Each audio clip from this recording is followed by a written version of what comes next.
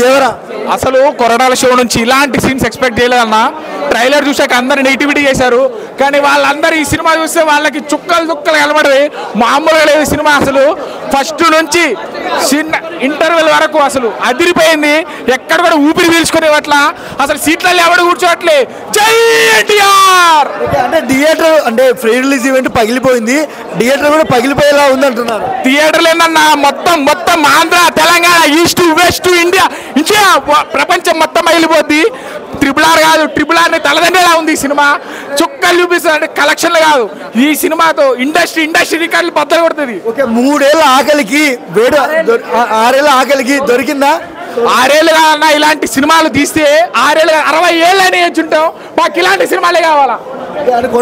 కొరడాల శివన్న, మీకు అసలు ఆచార్య ఎలాంటి డిజాస్టర్ వచ్చిందో మాకు తెలియదు, కానీ ఇది మాత్రం బ్లాక్ బాస్టర్ ఇండస్ట్రీ.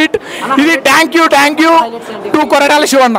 హైలైట్స్ బీజంగా ఫస్ట్ నుంచి ఇంటర్వెల్ వరకు ప్రతి సీను అన్ని హైలైటే, ఏది నెగిటివ్ లేదు. స్టోరీ కూడా హైలైట్, కొత్తగా ఉంది. చెప్పండి.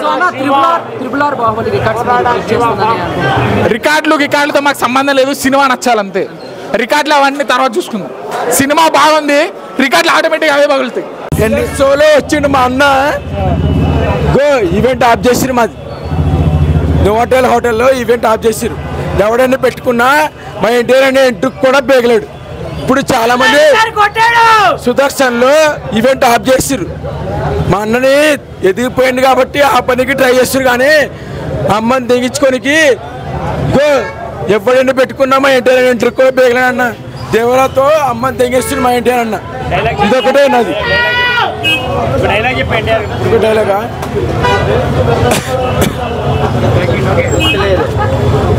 కంటపడ్డా కనికరిస్తానేమో, వెంటపడ్డా నరికేస్తామో బా, అమ్మని తెగేస్తాం.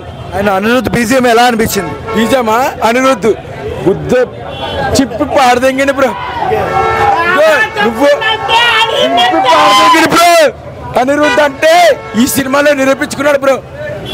అది చూసి మీరు చెప్పండి ఒకటే మాట, అనిరుద్ధ్ అంటే ఏంటో ఈ సినిమాలో నిరూపించుకున్నాడు. అనిరుద్ధ్ సినిమా గుద్దరా ఆపే.